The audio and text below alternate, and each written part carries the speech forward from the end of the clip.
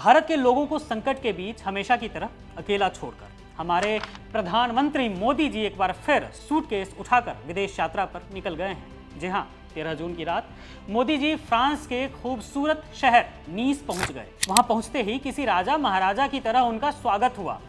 वे एक आलीशान होटल पहुंचे, वहां रंगारंग प्रोग्राम देखा, खूब नाच गाना देखा गया और फिर वही पुराना ड्रामा, वहां के एनआरआई भारतीयों से मुलाकात। कुछ महिलाओं ने तो पता नहीं क्यों मोदी जी के हाथ को अपने माथे से लगा लिया। मोदी जी ने बच्चों को गोद में उठाया, दुलार प्यार किया। ऐसा लगता है जैसे देश के लोगों से मोदी जी को कुछ खासा परेशानी है, वो बस विदेशी भारतीयों से ही सच्चा प्यार करते हैं। खैर, मोदी जी जब फ्रांस पहुंचे हैं, वो भी अपनी 7वीं यात्रा पर, तो वो वहां मजे कर रहे हैं, लेकिन इस दरमियान देश के आत्मसम्मान की धज्जियां उड़ रही हैं।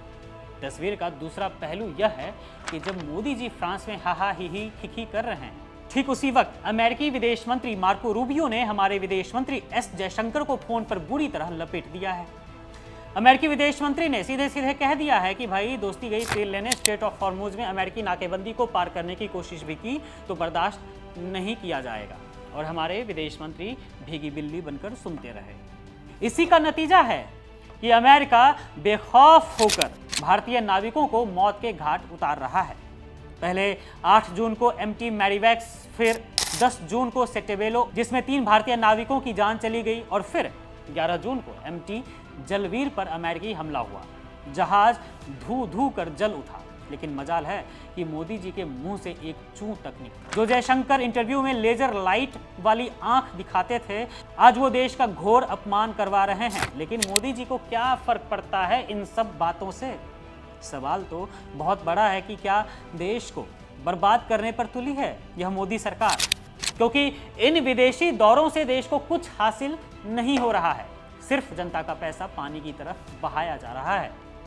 सरकारी आंकड़े खुद गवाही दे रहे हैं कि 2015 से लेकर 2025 तक, यानी पिछले 10 सालों में प्रधानमंत्री मोदी के इन विदेशी दौरों पर देश की जनता की गाढ़ी कमाई के 762 करोड़ रुपये से ज्यादा उड़ा दिए गए। अगर सिर्फ पिछले 5 सालों की ही बात करें तो 43 देशों की यात्रा पर 462 करोड़ रुपये से ज्यादा बहाए गए हैं। और हाँ, 2026 की बात तो छोड़ ही दीजिए, इसका तो भी डेटा आया ही नहीं है। ये तो सिर्फ सीधे खर्चे हैं।